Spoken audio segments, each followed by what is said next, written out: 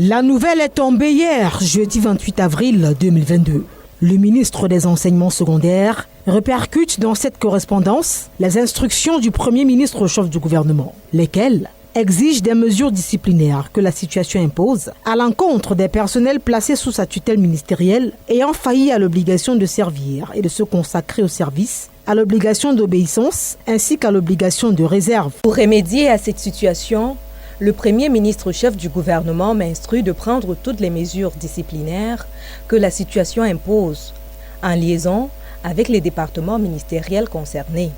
Au regard de ce qui précède, j'ai l'honneur de vous engager à bien vouloir acheminer les dossiers des personnels indisciplinés dans les services des gouverneurs de région au plus tard le 100 mai 2022, en vue de l'organisation de conseils de discipline.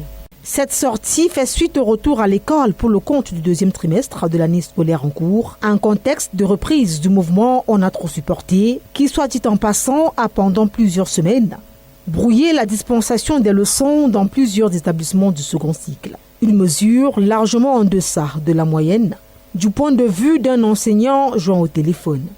Je pense que la mesure que le gouvernement engage ne va pas résoudre le problème, au contraire. Elle risque d'envenimer davantage la situation. On l'a vu avec la crise dite anglophone. On le perçoit également dans d'autres aspects.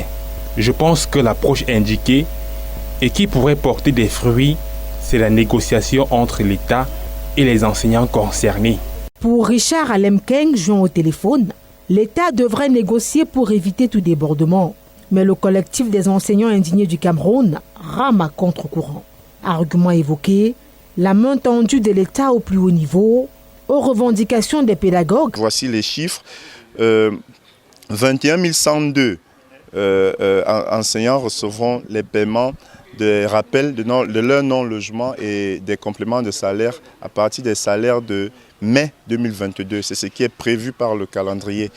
En ce qui concerne le MINESEC, parce que c'est un dossier que je maîtrise mieux, voilà là où nous en sommes. Nul besoin de faire le bras de fer, mais de s'armer de patience et avancer dans la sérénité, rajoute Jacques Bessala, avant de conclure que Paris ne s'est pas fait en un jour.